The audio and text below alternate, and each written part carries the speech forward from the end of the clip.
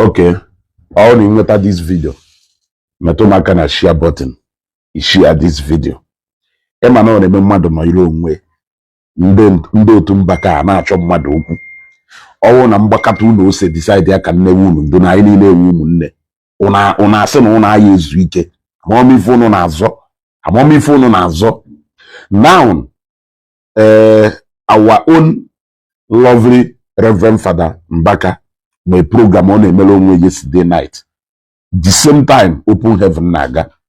So, one of the adorer named Chukwuka Dibia, Ernest Hygienius, Wetagia Ezugo, Global TV.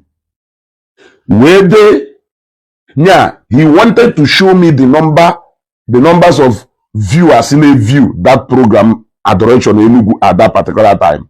Now, as of the time this program naga on, 1,500 people now watch that program at the same time.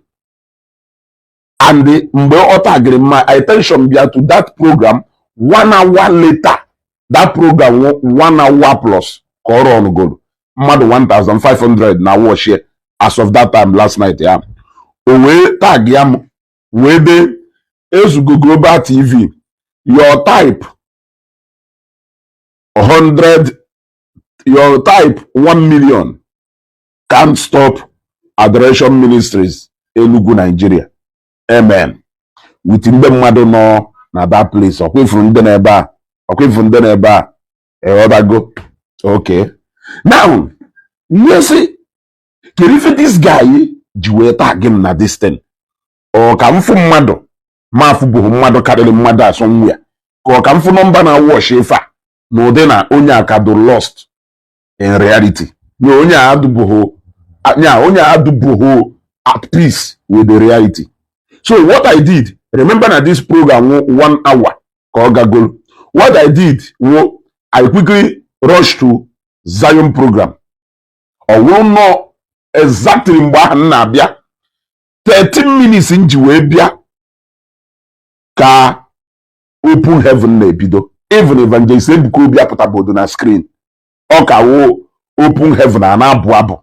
Owewolo na at 13 minutes. Na mmadụ 13,000, 12,400 anọrugodu na wash na echeka baba pụta. Owo na mmadụ 12,400 anọrugodu na eche ka baba pụtagodu. Mgbe ọ na-elu 28 minutes into that program, owo na mmadụ 17,200 anọrugo na wash 28 minutes 1 hour ka mmadụ na-ata again na yo. Mgbe ọ na-eluzi 47 minutes, owo na mmadụ 28,800, almost mmadụ 29,000 anọrugo na wash Open Heaven. Yet Evangelist Ebuka Obi apụtabụgo na screen. Na mgbe Evangelist Ebuka Obi ejizipụta na screen, o shoot to 40 something thousand to 50,000. Nna ndị Enugu a noruzie nunu nwayọ. Wọtazie nunu na onye akpala onye efe. Wọtazie nunu overtaking is allowed. At 47 minutes into a program, when even the minister himself has not showed his face, close to mmadụ 30,000 and go stand by now wash. The question is, that crowd in a go which is not even up to physical. Let me tell you, let me be honest to you.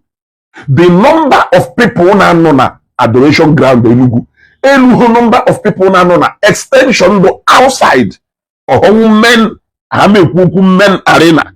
Eba Evangelist Ebuka Obi na akwu. That one do opposite ye. That one do opposite ye. The number of people na Adoration Enugu.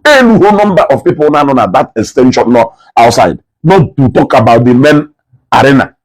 Na zonu ni ike nu na zonu ike onu just mana choka ana ekwu ko we wona na ekwu. Look at 47 minutes.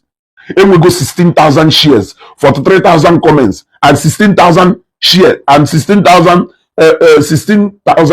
reactions, 16,000 shares, 43,000 comments. At 28 minutes, we go 9,400 reactions and 16,000 comments and 8,300 shares. Yeah? Then at 13 minutes, we go 3,400 reactions, 4,500 comments, and 2,500 shares. Why your own at 1 hour? At 1 hour, it will 4,300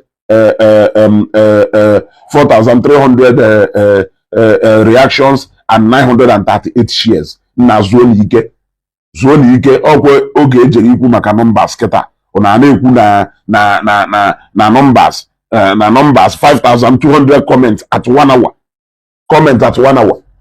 Ejekwu ikwu maka numbers keta. Una na-ekwu na numbers abụrụ nya una na-eje eluigwe na wen ka esi eji number mana ọkwu ụmụ ife niile akụ na-ejikwa ka unu wee na justify how superior unu do. All because of native ego. Anokwara m onwe m. Kedu ife ị na-ata agịrịma asị m na 1 million of me cannot stop Zion.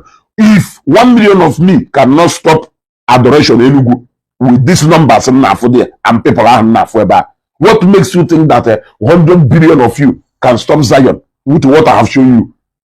Like 1 million of me cannot stop adoration Enugu with that numbers in Fugasari there, because figures don't lie. Now 1 billion of you cannot stop Evangelist Ebuka Obi. So why can't you rest? Maybe will happen those of the Adamaka Ebuka Obi agafe gugu na miami. Ebuka Obi agafe gugu na miami. God bear me witness that for one day I've never said that Father Mbaka who a fake man of God or no God. I am only pointing at some things got wrong, which according to judgment on nobody is above criticism. Now I'm right. Na unu atuju okwu direct to personality Ebuka Obi no fake no na arrange no na eme nga agabukwu ma ebe ahụ unu agbagharị hana zuo ni ike mana unu aya anụ nọrọ n'ofu ebe ka ekpere ha na-ekpe n'isi unu rụọ ọrụ mana unu ya ajụ unu ejezina na ama aka unu na ama. There is no comparison. Aya ama aka Ebuka anaghị go enya Ebuka jijet wee ghara unu gbafelu ọnụ ka nọrụ. The number of people na nọ even ụbọchị ahụ Baba celebrate 30 years. The number of people known at that ground, the number of people known at extension, overflow kana kweba na Zion. Side eba Seraphic Ifa Adugas, ni meba Oluhonu now, not to talk of the men arena. No wayo.